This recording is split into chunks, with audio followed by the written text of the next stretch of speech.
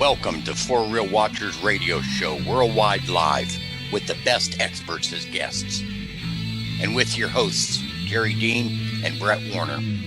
Expect bone-chilling and heart-pounding stories of paranormal, ufology, supernatural stories, and breathtaking encounter after encounter.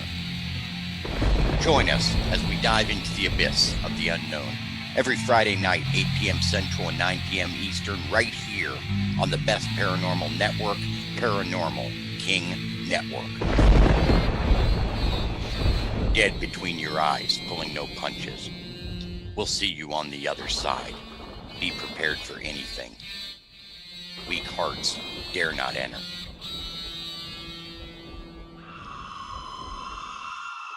Good evening, everybody, and happy Friday. Welcome to another episode of For Real Watchers Radio with myself and Jerry, coming at you live on Paranormal King Radio every Friday, 8 p.m. Central, 9 p.m. Eastern. I am your host, Brett.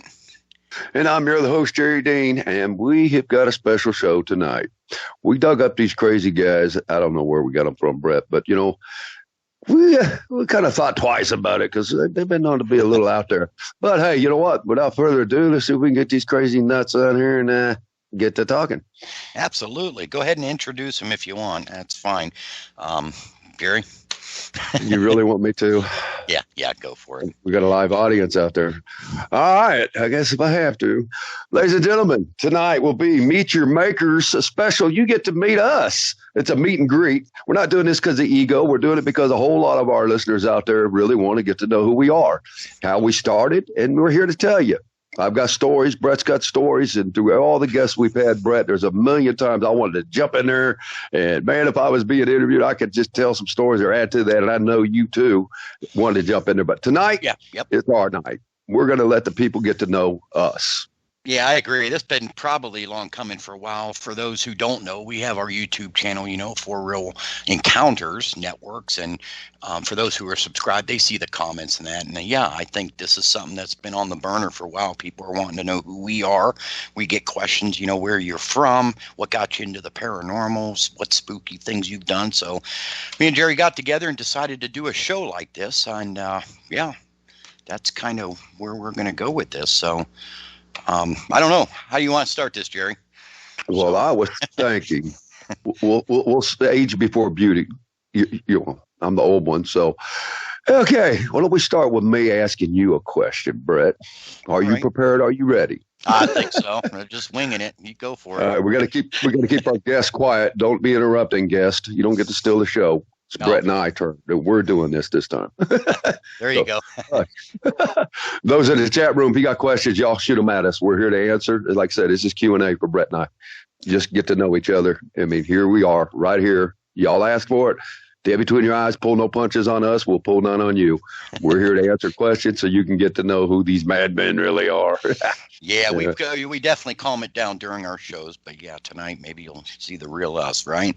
So, Oh, man, I'm letting my ponytail down for this one. You're talking about let your hair down. All right, Brett, just like anybody and everybody out there would like to know, like we always ask any of our guests, what got Brett Warner into the paranormal? When did it start, and what was the circumstances? That's okay. Well, I'm going to be honest with you. I'm not really sure when it started. I remember when I was young, living in a place. I'm originally from Pennsylvania, and I remember I was told stories that I used to play with the boogeyman in the basement. We didn't live in that house long, but there was strange black shadows down in our basement and things like that. And apparently I used to play with this, but, that's another story. Always had a fascination in the paranormal, always been into ghost stories, camping out, just things like that. And I think where it really turned for me, what really got me into it, and for those who know it, I think it was around 2000, 2004, that old TV show Taps. What was it, like the Atlantic Paranormal Group with remember the Roto-Rooter guys years ago? I think that's what really got me. I think it was interesting that I found people who was actually doing something like that. So, without getting into a whole lot of stuff, I really when I do something, I really jump into it head deep. I ended up, by that time I was living in Illinois, and I remember, for those who are in Illinois or know about Illinois, just look up like Haunted Alton, Alton. There was a man down there who's still around, a book author by the name of Troy Taylor. For those who are into the paranormal, met him personally and actually started working with him down in Alton, Illinois. And he, even to this day, he does ghost hunts and things around the city. And I think that's what really got me into it. So to answer hopefully that answered your question as far as what really got me into the paranormal. It's just always had a love for it. And, in the years past, now it's been expanded, into a religious background. And I've lived in a couple states, a lot of investigations, dude, so many I can't even count. I know in some of our shows we talked about equipment. I'm definitely an equipment person. I don't mind going out with my senses and that, but I think having equipment to actually be able to put my findings on paper to show other people this is what we got, to look over footage, I think that's just awesome. So yeah, granted, 17, 18 years I've been doing this. And it's kind of funny. I don't know about you, Jerry, but even though I've had a lot of unusual experiences, I am seriously still an open-minded skeptic when it comes to a lot of stuff. I never discount the experiences of others. If I don't think it's ridiculous or impossible when I hear something, but I think just because I got to hear it from other people, I'm always keeping my mind open. Some things I've seen that I thought might have been paranormal proved not to be, and other things are still completely unexplainable. Yeah, anyways, I'm still going strong though. For those who don't know, I live in North Carolina now. I am still active in a paranormal group here. We go out usually once a week. COVID knocked us back a little bit, and Jerry, you're aware of what I've been doing lately, but yeah, that's kind of what got me into it. How about you? And I know just from you, I mean, I've known you for a while, Jerry, and I know you're full of stories going back to your childhood that got you involved in it. That's a fact, and I'm full of stories. I like the fact you said I'm full of stories and not full of. Because I was like, yeah, Jerry, you're full of. I mean, here it comes. It's gonna bust me up. Well, you know what I mean by that. When somebody tells you a ghost story, it's like, hey, I went into a house and there was blood dripping from the walls. You find that really fascinating, but it's like, okay, there's some party. It's like, okay, is it really what he says it is? Because you're hearing it from somebody else. I'm the kind of person that's got to almost see it to completely believe it through and through. And like I said, we can, talk about stories all day long, but that's kind of where my skepticism, if I didn't believe, I wouldn't be doing it. Come on. You know what I mean? Exactly. I wouldn't be out there doing it. So it's not a matter of believing it. It's almost a matter of, I got to see it for myself. Take somebody like David Copperfield. I think this guy's truly magic. He's just one of the most amazing people I see, but you always know that there's some kind of camera tricks going on behind the scenes. Right. And the same as these paranormal shows. Come on, guys. Every single episode they go out there picking up demonic activity. And for those who are really into the paranormal, come on, it's not like that in real life. That's a fact. So whether or not the whole show is faked or not, I'm not going to get into that. Maybe they are. Maybe these guys obviously have experience or they wouldn't be doing it in the first place. But I'm the kind of guy, let me take my own equipment out there. I want to experience it myself. And that's kind of where my skepticism comes in. So, but anyways, yeah. How about you, man? You told me a story once about you were young and people levitating and stuff like that. Definitely got to share that one. Yeah, I'm definitely full of it. I mean, full of stories. Man, it started off. I'm about to be 55 this month, y'all. It was June 29th. That's my birthday. You don't have to say happy birthday yet. I ain't got to 55 yet. I'm hoping I get there. But I started off at a very, very young age. I come from a family that are very open-minded. My daddy was even open-minded. He was a master sergeant, 22 years in the Air Force. So we lived all over, on Air Force bases. Give you a little background of my personal life. I come from 5 kids.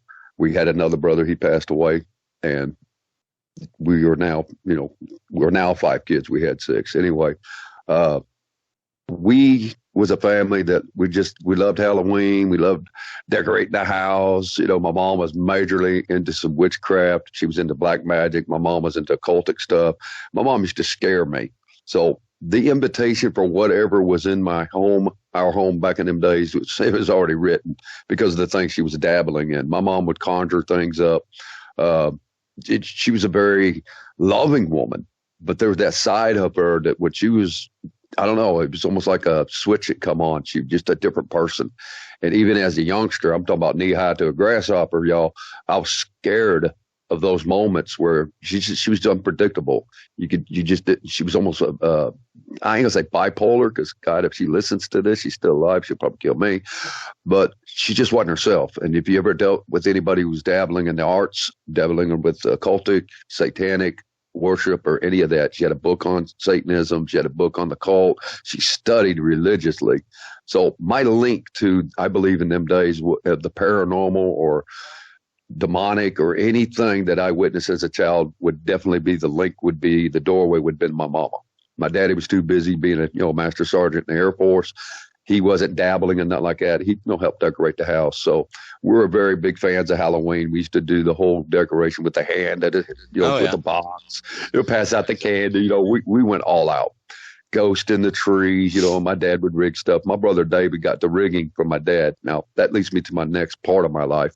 My brother David was a fanatic when it comes to special effects. He should have been in FX in Hollywood because he could rig up strings. I'm talking fishing line, voice recordings. I mean, this guy lived his life to petrify the younger ones, the younger siblings. Being Right. I'm the youngest of the five, my target on my back was bigger than everybody because I was the most vulnerable. So they spent their lives, our lives, youth wise, young. My life was petrified. Every time the lights went out, I didn't know what to expect. I'm talking white mom's wedding, not wedding, but the white dress gloves that she'd wear to the military balls, the big white up past your elbow would come out from underneath the bed in the middle of the night, grab a hold of me. I mean, just great things your loving brothers would do to you. My window would open, my closet door would open. They'd have a wig attached to a sheet. They'd come across the room at me. I'm talking petrified, y'all.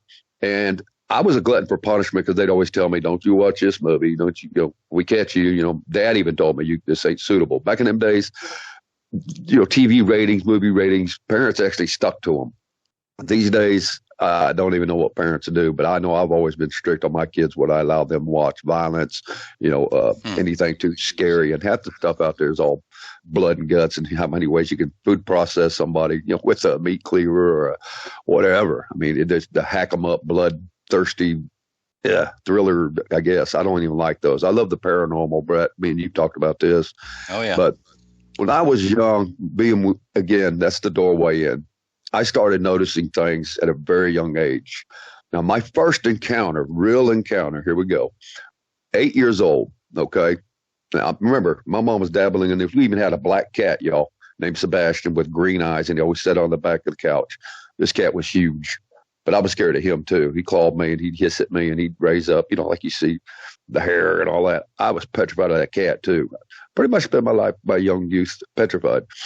At 8 years old, we lived in a house in Abingdon, Illinois. I remember my dad got transferred out, and we lived in Abingdon. Now, being from Texas and everything, and many Air Force bases, my dad got us the beautiful big 2-story house, and it had a basement, had an attic, crawl spaces, you name it. This thing could have been look under haunted houses. It's got a picture of it there. I mean, this thing was scary. Just it was old, it was beautiful, it had character, old colonial style, but it was a scary house. A lot of things would start happening. I mean, the minute we moved into this big monster. uh, at 8 years old, I was down in the basement. My brother was playing guitar and he had his little girlfriend down there, and I went down just to listen to him play.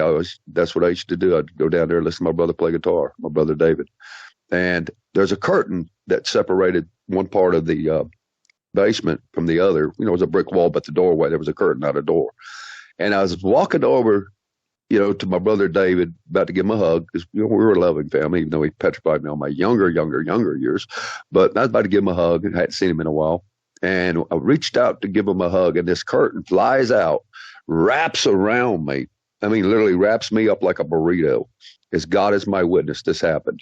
My brother David takes his guitar. This is his pride and joy. It was a beautiful Martin. We have carpet. He threw it on the floor, grabs a hold of me, and literally is fighting this curtain to unravel me out of it. And after, I'd say, it seemed like a lifetime, but after a minute or two, he finally was able to get me out of that curtain.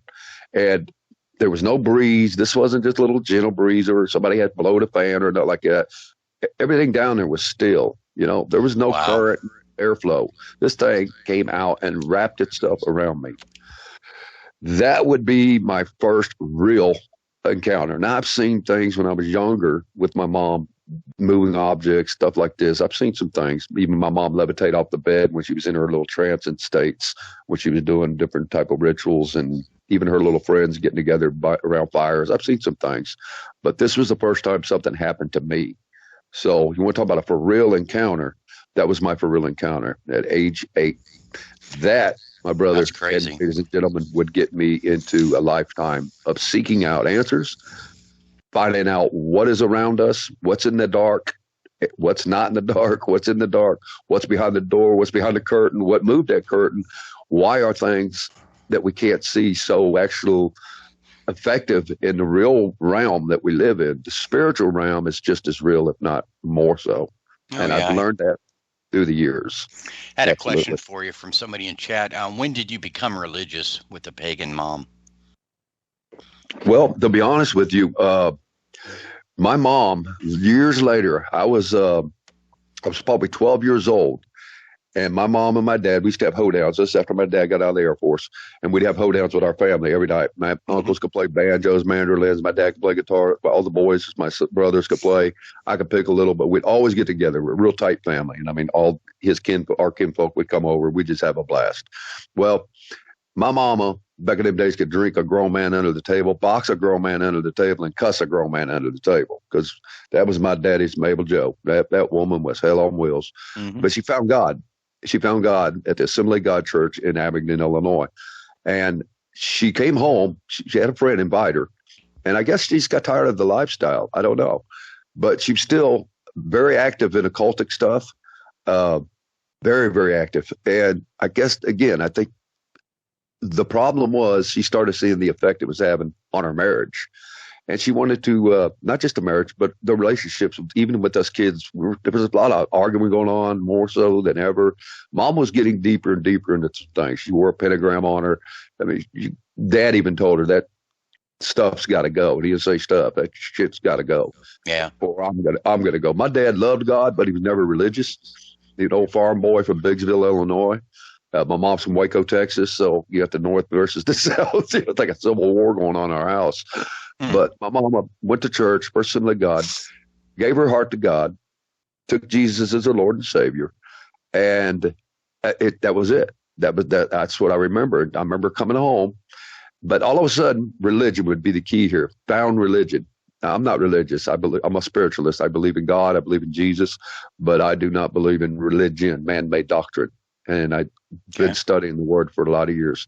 But my mom found something that really did it. It changed her day and night. You could tell the difference. Even her countenance in her face was just bright, and she was happy, and she wasn't this wretched, miserable, making everybody else miserable. You know, in those modes. She wasn't always like that. She was the happy wife that cooked and she cleaned and she took care of her kids. She was a beautiful mom. But when she got alone and did her little things, she always come out of that, I say closet, her room or basement or wherever it was, a different person. And you could even tell sometimes the way she just snap at you. So I lived with that for a lot of years, never understanding who that other woman was. And I wouldn't know about who that was until years later when me and her get to talking.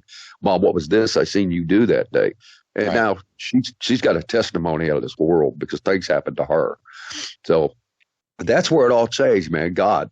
That was the difference. The true living God, the great I am, the Alpha and the Omega, the beginning and the end. He came into my mom's life, totally took her out of that garbage. I thank God that she met the Lord, and she about to be eight. Well, she's 84 now. Uh, like I said, I was about 12. I'm about to be 55. So she's been walking that walk for a lot of years. And I'm very, very proud to say she defeated the occult and defeated Satanism and all the crap she was in through Christ. And she has never gone back to it. Never. That's a good thing. Absolutely. Yeah. Yeah. There's no happy ending for Mm. occultists, or their It was kids. about to, brother, it was about to end up in a divorce. And these two loved each other so much. God, they loved each other. We practically worshipped each other, and to see our that beautiful relationship that we all always just adored ourselves as kids. You could see the love they had for each other and for us. My dad was a tough old bird. We got whoopings. We didn't get the little timeouts in the corners or little spanking on the hiney. No, Dad broke out the leather. You put whelps on you till you bled. My dad would wear you out. We got whoopings, but they loved us. I know people would be like, "Well, that sounds like love. That's abuse." Yeah, and it was. But the truth is that's how he was raised. He didn't know no better. He was a very tough Wow. parent. But my mom was the easy one and he was the tough one. Yeah, so it kind of balanced out. But you got both of them pissed, you're in hell. They both wear you out. Now, did I'm gonna wear you out. you eventually get into, so as far as ghost hunting though, I mean, we're talking years later then, after you grew up, moved to Texas. I'm assuming that's when it started. No, actually, my interest grew right there at that moment at 8 years old because I realized something. I would go walking around my house because now I'm alert. Now I'm obviously looking for things. This thing grabbed me. That ain't something you just like blow off and go play. Now I'm really like a ready ranger. I even started a group of kids. Then I ended up getting a nickname in school called Ghost Boy. Yeah, we'll talk about that later. But anyway, I literally became alert of my surroundings as far as supernatural. I went to my mom. I told her what had happened. David backed my story because it happened, and his girlfriend seen it. She freaked out. She didn't even want to stay in the basement after that. She got up and left. It was a day like, oh, great. No But kidding. I went on a rant. I started becoming an investigator at that age. I would go up in the attic with my flashlight, or I'd go in the basement and sit by myself and just try to feel things. But Yeah. there's been times, and this is when I really noticed I had a gift. I would discern. I would know when something was about to happen. Hmm. I can tell it countless times, even as a kid, where I just knew something was about to go down with one of my friends, and I'd warn him or her that don't go do that today. Whatever you do. I had a good friend of mine that they invited me to go out and ride motorcycles that day, and we used to get together and ride dirt bikes. And I was like, that particular day, I didn't want to go for some reason. There's something inside of me said, don't do it. Now, again, I wasn't 8 years old. I was probably around 10. I had a little bitty 75 Enduro on off dirt bike. I used to be in the major dirt bikes. I love dirt bikes. Oh But yeah. I warned this guy that I know he didn't believe me because, I mean, we're all kids. I had a vision. And I told him he'd get in a wreck and it would kill him. And he went out that day with a couple other of my friends. Now, there was a log that had fell in this tall grass where we always rode.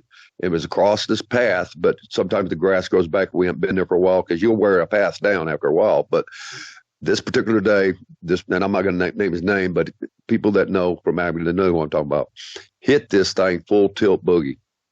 He hit this log, didn't see it, broke the forks on the bike, flipped him right face first into a tree, and death instantly. Another friend of mine, I was invited to go boating with them and go out and do some fishing. And it wasn't boating like speedboat. It was just a fit, John boat, flat bottom, go out and do some fishing. We used to fish all the time. And that particular day, I stood down because something told me, no, I don't want to go. And he ended up going with the rest of my friends. He fell out of the boat. The boat got capsized somehow. They're probably horsing around. Me and my buddies, that's what we used to do. Just we were clowns. But the boat got tipped. And his last name, I'll just say this, was Van Winkle. He drowned that day. He's the only one that drowned. He went under. Everybody else went under, but they got back up, grabbed the boat, put it back over, and he was gone. And I knew because I didn't know what to say, guys, but I had to get answers. So I went to my mom and said, Mom, I'm seeing visions, and they're coming true. I've even written things down that were futuristically going to happen. I still do that to this day. But through the years, I've asked God too, God, what do I do with this gift? Number one, you got to polish it. You got to know you have it. And believe it or not, a lot of you do, and you don't even know it. But a lot of times it'll take something traumatic to bring it out. A lot of people witness themselves doing different things after car wrecks or near-death experiences. In my case, as an 8-year-old, it was that curtain. I mean, y'all can imagine, that wasn't a breeze and it wasn't just a little wrap around me. That thing held me in place. My brother fought that thing to get me out of that curtain. I know it sounds funny. It's a piece of cloth. Well, as I've learned to come to find out through the years, it's called an attaching spirit. And something was attached to not only that house. There was a few things in that house. We'll get into that later, but something was definitely attached to that curtain that wrapped me up. It wasn't the curtain, y'all. It was something that grabbed that curtain and wrapped me up, and it was evil. This house would be the very house my dad would die in at 49 years old of a massive heart attack when he was healthy up to the day he died. In that very house, he would die on my mother's birthday. The night before, this thing that killed him called my name, hold me down in bed, take my breath out of me, and said, I'm here for you, Jerry. I got the name of Jesus out of me after my breath being taken out, but somehow, some way, I was able to, God, thank you, was able to get Jesus out of my breath. And that thing wrapped up like a roll, man. It's right back underneath the door. Lights came back on. My music started up. I was in an abyss of darkness. I was pinned. My chest was just like something was holding me down, but yet all I could see was depth of darkness. You want to talk about another experience that was scary. But the Jerry it was coming for was my daddy, because everybody called him Jerry. His name was Gerald Walter Eisnagel. My name is Jerry Dean Eisnagel. But it came for a Jerry, all right. I was in school that day at 10:30 in the morning. My dad made me a stack of pancakes that morning, slapped me on the butt out the door. And the last word my dad ever said to me was, he asked me how the football practice was going. Am I going to get better on that, catching them passes? I was wide, right in. How was it going? We're going to state this year. We're going to make champs, blah, blah, blah. Just idle talk while I was eating breakfast. But on the way out the door, I got my football, my gear, my bag, got my books, and I'm headed to school. And he slaps me on the butt, says, go get them, son. That's the last thing my dad would ever say to me. I got to study hall that day, and I had something hit me like a ton of bricks at around 10:30. I needed to get home. And I looked at the study hall teacher. I said, can I be dismissed, go to the library? Because I knew she wasn't going to let me out the door. But if I get to the library, I can make my great escape. And I did.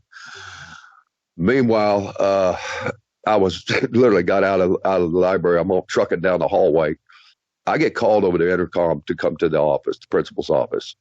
Now, y'all, I didn't stick around to hear what the principal had to say. I was and elbows flying through the gymnasium. I've got my coaches, they were PE teachers too. They were also my coaches, football coaches were in there at the time. I wrecked the volleyball game that was going on in there. And I went out the back door and I ran across the practice football field, jumped the fence, jumped the gate, and straight down the road I went to my house. When I got there was blood on the floor, right by the TV stand where me and my dad built, like an entertainment center that was real, real low. And when he fell, I guess he split his head open, but he died that right then and there. Now I was told he wasn't dead by the school that showed up later. They were like, "Oh no, he's at the hospital. We got to get you there." My neighbor showed up, same thing. Everybody lied to me. Your dad's still alive. No, he died. I come to find out he died right there in that house, that very spot. I was visited by the very thing that took his life the night before. So Yeah. that's just probably one of the more intense encounters I had. And it does there's more and more. But Brett, I could ramble on all day long and all night about, especially during that time period, because even after my dad passed away, just died at 49 years old, man. I had people, things tapping me when I was, shaving or when I was brushing my teeth. I could smell his Old Spice cologne, I mean, it was, he was still there. I believed in my heart, but I don't know. I don't know what was, but it got a hold of me. Let's just put it that way. And later on, I ended up being a little bit more evil than what I'd ever been. I've always kind of a devious little sneaky kid, because I was raised, petrified. So I kind of got a fighting spirit to me. But God, honestly, that's enough about me. We'll get on me again. But Brett, how about you, man? I mean, what kind of experiences you got, brother? Well, I wanted to field a question real quick in chat. We can both answer this. Somebody from King wants to know if we've ever seen a ghost. I'd have to answer yes to that. But, man, there's a lot of stuff to add to that. As a matter of fact, not too long ago, right here in North Carolina, I don't know if you guys are aware of Asheville. It's a nice place out there, but we're out in a place called Helen's Bridge. If you're not familiar with North Carolina or the Asheville area, definitely check it out. But for those of you who use SLS cameras, awesome piece of gear out there. Caught a lot of apparitions on that. I've seen a full-blown apparition at Bartonville State Hospital. I remember that encounter specifically. That's in Bartonville, Illinois. And another thing that sticks in my head was the Ohio State Reformatory. orbs like crazy, and we thought we saw figures on cameras, which we do have videos of stuff going in and out of the jail cells and wrapping the jail cells, stuff there. So, two-meter dimension, I've had my hair pulled. I don't remember. That might have been up. I remember I was in Illinois. I think that happened in Juliet State Prison. Um, but yeah, had my hair pulled down the back of stairs. But as far as seeing ghosts, for those who have been in the paranormal for a lot of years, I guarantee most people have at least seen what they thought were ghosts. If not on video, you get something just makes you turn your head to the right and you see a shadow. And I believe your eyes can play tricks on you. I understand all that. And, that could very well be the case. But I do actually think that I have seen things not only on camera, but on film. And like I said, one of my most spooky things of all time was in Bartonville Asylum in Illinois, which used to be about 15 minutes from my house when I lived in there. In my opinion, probably one of the most spookiest places I've ever been in. Um, Well, do tell. You got Juliet Prison, you got Rialto. Actually, there was I think Ghost Hunters or somebody just did an episode on the Rialto Square Theater up in Chicago. That's a great place to go. But so, Brett, let me interrupt you here. What happened there? I mean, well, I need to be careful what I say. Bartonville Insane Asylum is in Bartonville, Illinois. Yeah, everybody can Google that. And I'm kind of careful what I say because for the last many, many, many, many years, it's been locked up tight. Nobody's allowed in there. Police roam the area, in their cars, so you're not allowed in there. But of course, some of us being who we are, everybody went in there anyways. The downstairs was unlocked, and man, I can't even explain it when you drive. But why this building's still standing, I don't even know. It's a heritage and historical site now, but when you just drive past it, you get an eerie feeling. But when you go down there, you can go into the cellar, and there's graffiti all over the place. And in the back of the cemetery, that's where in the back, there's a big cemetery called the Weeping Tree, where you hear weeping coming back from the tree. We definitely got that on video as well from the weeping. And when you get right next to the tree, the temperature goes to like 0 back there. It's dead on the ground. The tree is dead. But apparently, how the story goes is some of the caretakers, as they used to pretty much stroll you out from the morgue, they used to take you back to that tree and bury you back there. And I guess one of the caretakers, not right in the head, used to sit back there and weep for the dead. After he threw the bodies in the ground. But yeah, we've been actually out in Bartonville a couple times. Always a good experience out there. You're going to pick up EVPs unlike anything. You hear the wind whipping through the hallways. You're hearing actual doors slamming. That's and all this you'll pick up. But on the one thing that you're talking about, walking down the corridors. Like I said, we got an SLS camera and video going. We set them up around the perimeter and that. But walking down there, you'll actually see shadows coming in and out of cells and that. And coming down the stairs, you'll feel like wind coming past you. And every so often, you'll feel something brush against yourself. And one of the topics I was talking about where they actually grabbed the back of my hair and pulled me down a step. And I thought, it was the people behind me, which, we were walking up these stairs and, I had people behind me and I'm sure it wasn't them because we were, talking about it. But, yeah, crazy time. So many to mention. I don't even remember them all. Franklin Castle in Cleveland, Ohio, another place that sticks out. I kept all my archives from that area and some of the EVPs of people wilting. But North Carolina, like I said, you got to check out Asheville. One of the and believe it or not, another haunted area, which is actually a campground, if you can believe it. Go out right now, type in Siler City in North Carolina. It's the Devil's Tramping Ground. Out in the middle of the woods, it's a campground, but right out in the middle of the woods, there's just this big opening of nothing but dead, nothing. And they say that's where Satan actually enters the world. Comes. Oh, wow. Man, and they got it set up as a campground out there, and people are camping. Needless to say, we didn't camp there, but you're going to pick up a lot of great EVPs, a lot of EMF out in the middle of the woods. It spikes in certain areas, and there's just this big, huge open area of just nothing grows there in the middle of the woods. Nobody can explain it. And I've Damn. never seen anything like that. For those, well, I don't know if you guys know where I live. I'm about 45 minutes from Asheville. We got the Brown Mountain Lights out here. Um, and that's a huge thing. I went out there and looked at them. Never found anything, though, for those who are curious. As for me, but they don't know, that could be UFOs or, the Brown Mountain Lights. But yeah, North Carolina. For those who know Asheville, even the Biltmore Castle out there, the mansion is supposedly haunted. And they have ghost paranormal walkthroughs for those out there. Always a good time. But yeah, crazy, crazy, crazy. And I'm sure you got the same amount of stories, Jerry. Once you get up, 10, 15, 20 years of doing this. Oh, boy. Yeah, and you forget more than you remember. But, you got those locations that just stick out where something actually happened. We've done so many cemeteries, I can't even count, where you're just sitting there and all of a sudden the hair on the back of your neck stand up and you just feel that there's something like right there.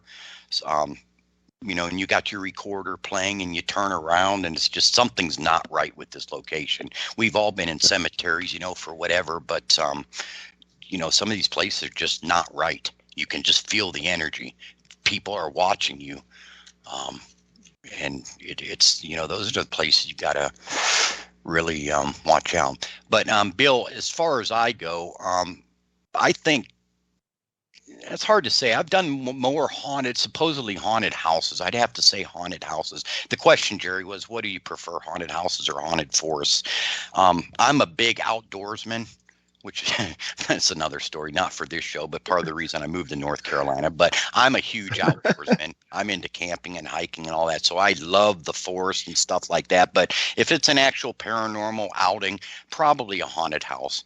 For a number of reasons. I can control the environment better. I can set up my equipment better. I can get more of a background on the house, talk to the resident, I already know I already have an idea what's going on in the house rather than just going into the woods, something like what was that show called? Like, some of them haunted wood stories, but Blair Witch. Yeah, Blair Witch, something like that. Hey, let's go out and, walk the Appalachian Trail, which like 15 minutes from my house. That's another story too about the headless hiker out on the trails, but never seen him. But yeah, always something going on. But how about you, Jerry? Some of the great places in Texas down there. Well, as far as the forest or a house, considering I grew up in houses that were haunted, I mean, petrified, scary places. Even the house we had a ranch out in Colorado. Come to find out the guy had hung himself in my bedroom. Used to have all kinds of neat things happen there. And after we moved out, that's when we'd get our big house in Abingdon. But after we moved out, we come to find out the history of it. My Uncle Bob lived out in Colorado, and he looked it up, my daddy, because weird things were happening. My daddy asked my Uncle Bob, I need you to do a little background on that house. I need to know something. Not only did a guy hang himself in my bedroom, I just happened to get the lucky room. It always happened to me. But after we had moved out a month later, a guy shot himself in the house. Don't ask me. I don't know why. None of us ever killed each other or killed ourselves or nothing like that. But we did have some serious, oh God, some serious times. Let's put it like that. Indoors, outdoors. I mean, it's a big old ranch at the base of by Pikes Peak.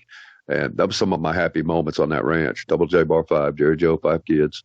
But just country boy in heart. That's what I've always been. I love the woods. I've been a hiker. I've been outdoorsman myself. I love hunting, fishing. I love all that. But as far as my preference, I'd rather be in the woods because I got control over how fast my feet can run if things get serious. I can get out of the house pretty quick if I got to go through plaster. And as a builder, I know how to get between 24 inches on center. All right. I can go through a window. I can go through a door. I can go through plaster. I can go through drywall. But out in the woods, ain't nothing in my way but air and opportunity to skedaddle. And I hear you. Yeah. I mean, for those who haven't done haunted forest hunts or, those interested, I highly recommend it. Definitely, the first rule of ghost hunting, I don't like going alone. I'm not chicken, but I don't think I need to be out there even on a house hunt. But yeah, pick some friends, pick up your camping gear and go find the most scariest area you know of. And like I said, if you have questions, if you're in North Carolina, I could definitely hook you up with some doozies out there. Camp locations that are known haunted areas, and even some of the, the hotels and that that are supposedly haunted. But but yeah, yeah, like I Well, said, I'm definitely the resident expert of the Carolinas at Helen's Bridge out in Nashville. Another, yeah, just crazy stuff out here, as I'm sure all states have it. Um, but yeah, so what are you doing now then? Are you I know you're kind of taking a break, aren't you? A little bit. Are you still getting out there in the field some? well, I've got a paranormal group that's wanting me to come in with them, but they just lost their dad, I believe it was. They were actually scheduled to be on a program a couple months back, but the South Central, no, McLennan County uh, Yeah, we were to have them on our paranormal group. show. I remember. Yeah. Yeah. And then that death in their family happened. I said, I'm sorry for your loss and we'll reschedule you in the future. But they, I'm supposed to be meeting with him. As far as investigations, good Lord, some of the most haunted places I've been, number one was my house growing up. But I'd say Bonnie Springs out in Las Vegas, where you talk about, do I believe in ghosts? Have I seen ghosts? I've Yeah. seen the repercussions of what ghosts can do or demons. And I've seen, yes, when I was a kid, that we had the legend of it's a white bride or the white lady, as she's known. We were out playing, now who knows, ghosts are out, cowboys and Indians, who know, we're out late. Street lights just came on. Dad ain't whistled yet, but we were getting lucky. It was dark and we're all looking down the road, and we lived on a country road, and we see down there is where the cemetery was at, and you could see this white figure look like a lady, and we all to this day swore we seen her float across, not walk but float. Wow. Now think about it, we're young, she could have had it, it could have been a lady walking across the street in a dress and just looked like she was just floating, but we did see that. And based on Right. my already experiences that I've had in my homes and about, I already believed in ghosts. I've already been grabbed by something. I've already Yeah. encountered God knows what. I've already seen my mom levitate. I've seen other things. Now, during my dad's funeral, like I said, that was some of the most critical times of my paranormal life because I watched two brothers float off couches, literally tried to wake them up. I got thrown across the room. My brother Jim couldn't even wake up for some reason. Screaming's going on by me. My mom didn't get out of bed. My sister didn't. Everybody doubled up that night because everybody knew there was something in that house. Dad was 49 years old, jet black hair, perfectly healthy, and then massive coronary comes and takes my dad on my mom's birthday, no less. But we all powwowed in the living room together that night of the funeral. So Uh, let me. before that, I'm sorry. before Go that, ahead. my brother came home. My third oldest brother, Bill, they were home. One was home from the Navy, one was home from the Army, one was home from the Air Force. So we come from a military family. I was still young. I hadn't gone in the Army yet. Later on, I would. My brother comes home from the American Legion, where my dad was a member of the post up there. He's got a fifth of Jack or a fifth of whiskey in his hand. He's screaming at the basement window when he comes in. I mean, cussing, a blue streak, like I told you earlier. I mean, this guy's getting nuts, cussing something. I'm gonna whip your tail. You didn't say Yeah. tail. I'm gonna whip your ass. You ain't gonna get me like you got my dad. Now, grant you, my brother was drunk, obviously, but he said he was literally looking at something in that basement window. I believe him because I've seen the same eyes stare at me. He threw that fifth at that window, did not break the window. A fifth bounced off that glass window, hit the sidewalk, didn't break then, rolled off the sidewalk onto the grass. Not one, nothing broke. The glass bottle didn't break. The glass window didn't break. And I run down the basement. We had a, when you walk in the back door, you go up and elevated to the kitchen. Our house is up, elevated. So you got to walk up steps to get the landing on the kitchen. You got to walk down to get to the landing to come out the back door. Well, I ran down them steps because we're all in the kitchen, talking about the funeral and mourning, basically, there were some guests still there, from the funeral. We still had friends and family there. But I Mm-hmm. ran out and I'm like, Bill, he was my hero. Bill, you okay? That son of a ain't gonna get me, dirty. We got to get the family out of this house. It took dad, and it ain't taking me. It ain't taking you. It ain't taking mom. We got to get out of here. This house is evil. I just seen what took daddy, and I'm like, I'm 16 at this juncture, yo. That's enough to just make not only the hair on you crawl, but the skin crawl. And I'm looking at Bill, I'm Right. like, you seen something? He said, Jerry Dean, I seen what took daddy. And I'm like, oh my God. He said, you guys got to get out of this house. I got to go back to Navy, but I'm going to get an extended leave and we're going to get you all out of here. No, that's how adamant he was. And Bill was a very level headed. He was a naval officer. I mean, this guy did a career of 30 something years, but at that point, he'd only been in for like 4 or 5 or whatever. But he was very serious about that. And it didn't take us too long to get out of that house. But the truth of the matter is, it wouldn't stop until we got out of that house as far as the major activity. I'm talking getting scratched. I've been knocked down steps. I've been pushed through doors. I've been flipped out of a recliner damn it to a picture window. I had a good friend of mine came over a couple of weeks after the funeral and sat in my dad's big lazy boy recliner and got knocked thrown across the room because he sat in that recliner. My dad never liked this guy named Nick Laird. Nick got literally heaved out of that chair. The minute he sat down, reclined back like he was the king of the castle, that whatever it was, grabbed a hold of him and threw him halfway across our living room. He got up and screamed running out the back door. I went out there and he's getting in his car leaving. He was just, hey, whoa, hold up, I'll go with you. No, I didn't want to be on the property, Jared. He hauled butt out of there. A lot of my friends had come to that house and had experiences too. And everything I'm saying, a lot of these people have witnessed their own ordeals and their own encounters at that house. It was like 404 South Pennsylvania in Abingdon, Illinois. Now the ranch in Colorado, I told you about that. Now we were filming, let you guys know I got a little background in this. I wasn't just a kid doing this. I've been doing it all my life. I had a group called Messiah, Mighty Saints in Action, where we did cleansings. We used to run face-to-face with demons. I've literally been toe-to-toe casting demons out in the name of Jesus and casting holy water and, using salt, anointing oil, you name it, getting people delivered on the side of the roads and cornfields, in my house, at bars, you name it, outside of bars. Been doing this a lot of years. But one particular night, really wicked night. This 16, well, about 16, 17, I don't know, he's probably around 17, 18 years old. He was staying with me. His name is James. I'm not going to give last name, but James was staying there, and I had a bunch of my PRC, bull rider buddies, PRCA, public, Professional Bull Rider Association were there. These are bull riders. And some of them, header and healer, steer wrestlers and all that too.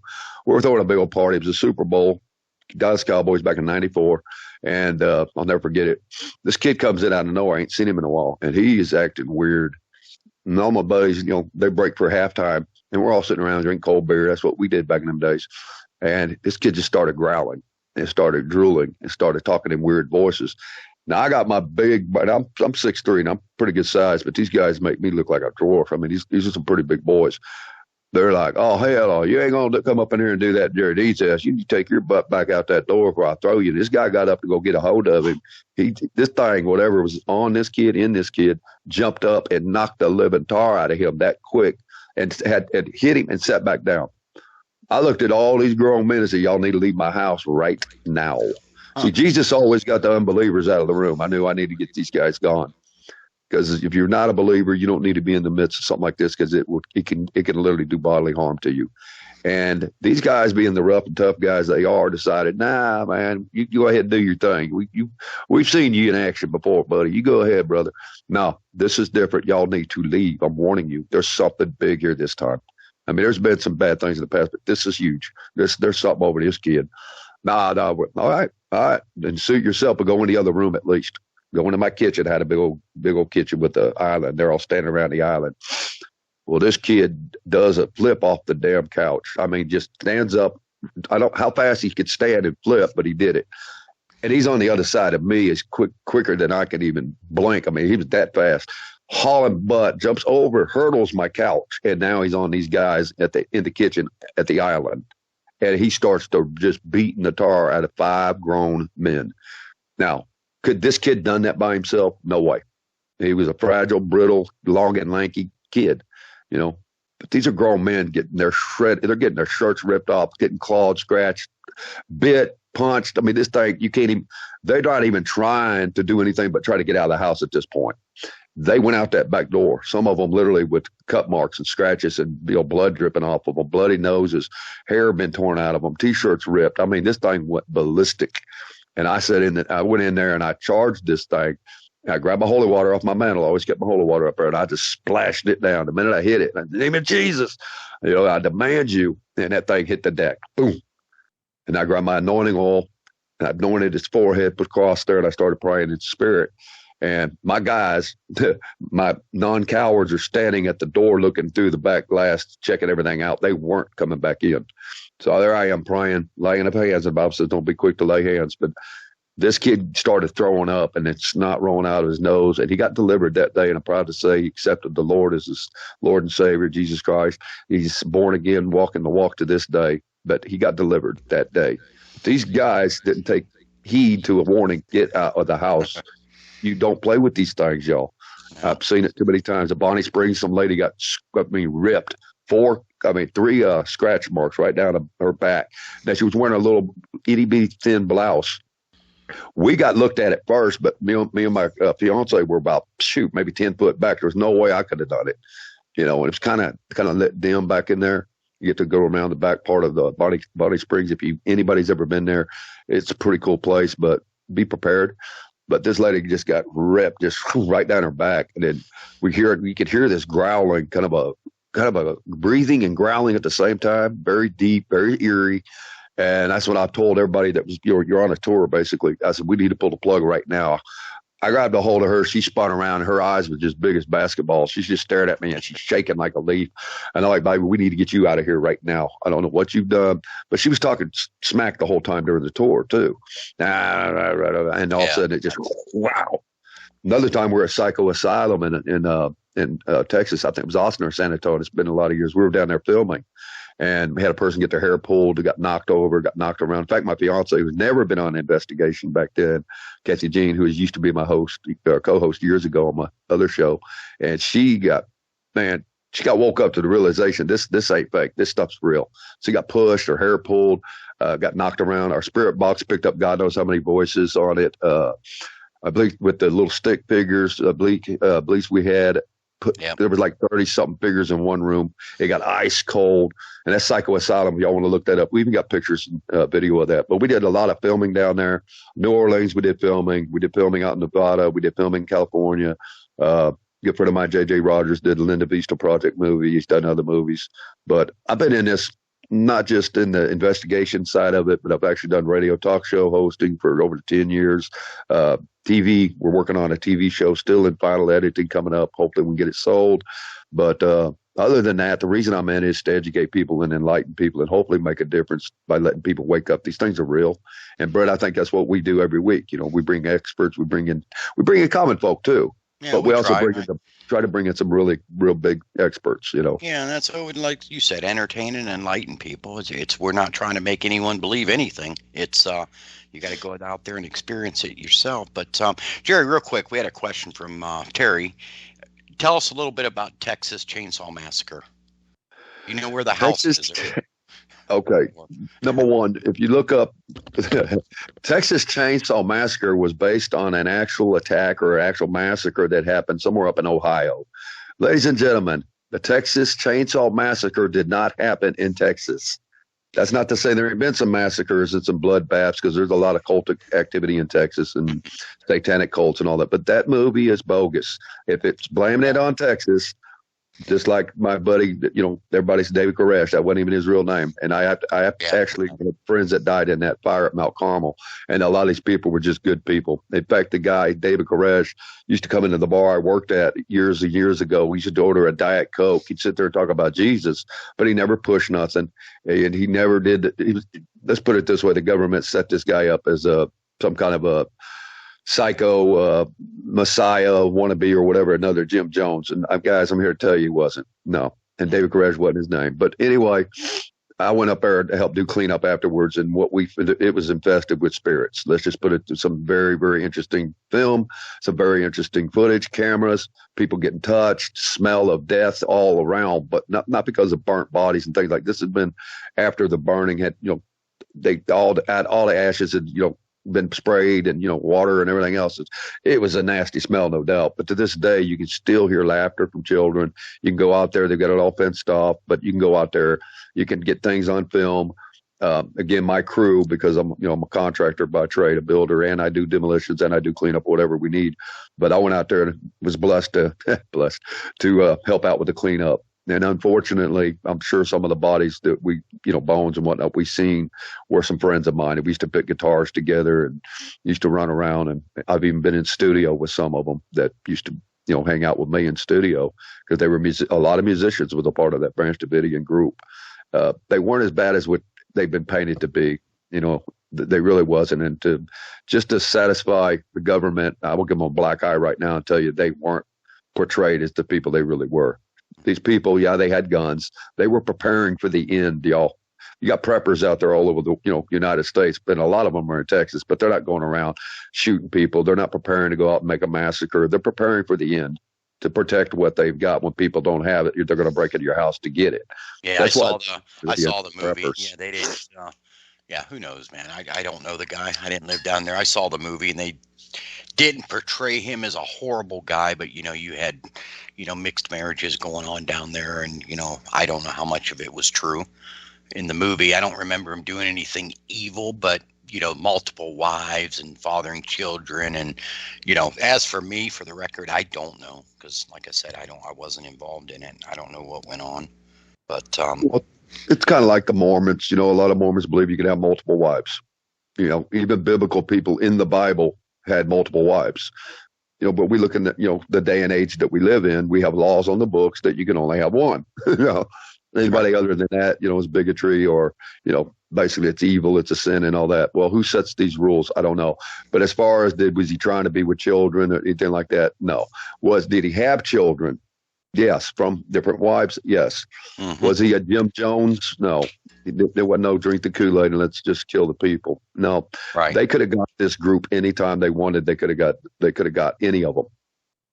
No, the United States government made a show. And Ruby Ridge, they did the same thing. They're busy setting examples for anybody that wants to bear arms or stack up arms or store or be prepared in case the end comes. So I think everybody knows that. Yeah, I mean they don't like guns, and they find out you got a right to bear arms, but if you're stockpiling them, yeah, that's a no. Figure that one out. Yeah. And some yeah. people do have intentions. They just want to be, and even you look at our history books. A militia is a part of our Declaration that a militia is needed, and we have the right to keep and bear arms. And I want to get political, but these people were exercising their God-given rights. I mean, I have weapons in my house, but I'm not, trying to go out in the streets and start burning buildings and loot and rob like certain people we know. We're here to only defend and protect what's ours. That's our loved ones, our belongings, everything we've worked hard for. That's our freedoms. That's what preppers are, prepared to fight for what they do have. When people are not prepared, they're going to come to your house and try to take it from you. That's what they're prepared for. They're not going to take it. It's kind of like, what's his name? Charlton Heston over my dead body or over my cold dead hands or something. Right. You'll take this. But anyway. But on that note, yeah, I mean, everybody listening in chat, we're sorry. This is only an hour. We didn't get many questions down, but hopefully this enlightens everybody a little bit more about me and Jerry. And what we're about and what we've been through and why we do what we do. But yeah, anything else to say, Jerry, before we close it out? Well, I think in essence, a love for people. That's why I believe we do what we do. I mean, we don't get paid to do this. It's a pain to put together banners, to book, to do all the editing you do. And God knows, but as far as our archives, y'all. And by the way, y'all go check us out at our archives. We've got our own channel. I told you earlier. It's for real watchers. Not for real watchers, excuse me, for Real Encounters Networks. We're on YouTube. We're trying to grow our subscribers. So if you wouldn't mind, go over there and show us a little love. Hit that, smash that subscribe button, leave a comment, maybe a like, a thumbs up, something. Show us that there's some people out there that like what we're doing. We don't need a pat on the back or anything like that, but it's like, me and Brett's talked about, I hope we're reaching somebody. I hope if nothing else, we're able to make a positive difference. Yeah. We don't force nobody to believe the way we believe. We bring in experts in different fields and we let them tell what they know. And then it's up to you whether you believe it or not. It's up to you what you believe we've said tonight. It's up to you. Yeah, and people don't understand too. Like I said, everybody we have on our show, like all people, we've got to reach out to those people. We got to book them, and yeah, it takes work on the side. So want to give everyone a heads up what we got planned for them. I know we're continuing into June, July. We've got some big names lined up. I believe when July is our big month. But yeah, and for the record, now I don't know. I'll have to talk to Ross about this, but we will not be here. July 4th weekend? Yeah. Right. So.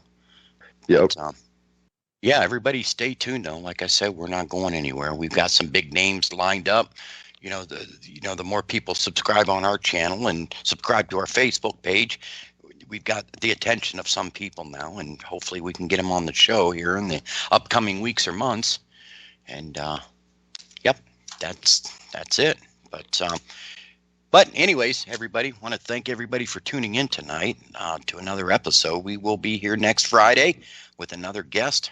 And glad everybody could attend tonight. If you have any comments, questions, concerns, feel free to put them on our YouTube page for Real Encounters Networks on YouTube. Hit the subscribe button. Let us know. Give us your comments. And everybody, stay safe out there. God bless. That's all I have, Jerry. Well, Brett, you couldn't have said it better, brother. We're here every week, guys. Pull no punches, dead between your eyes. We'll see you on the other side. Thank you for tuning in tonight. We thank all of our listeners and all y'all in the chat room. Hey, hopefully you know a little bit better, maybe got to know us a little more, but you're welcome to, like I said, Brett said, go in there and comment. If you got questions about it, you want to know more about us, I'm an open book. Brett's an open book. And the reason we're in this, we have a background in it, many, many years. So it ain't like we just decided one night to get in this. And as far as the radio background, we got that. We've got all this beautiful gifts that God's blessed us with called experience. And we like to just share it with other people.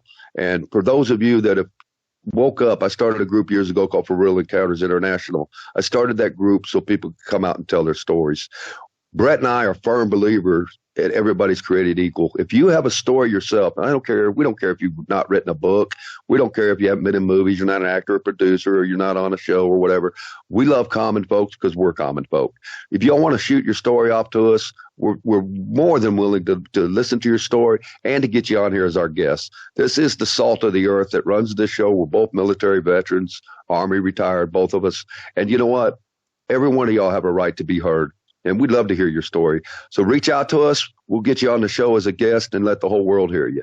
Meanwhile, we're out of here until next week, guys. God bless each and every one of you. We're out. Bye-bye. Bye-bye.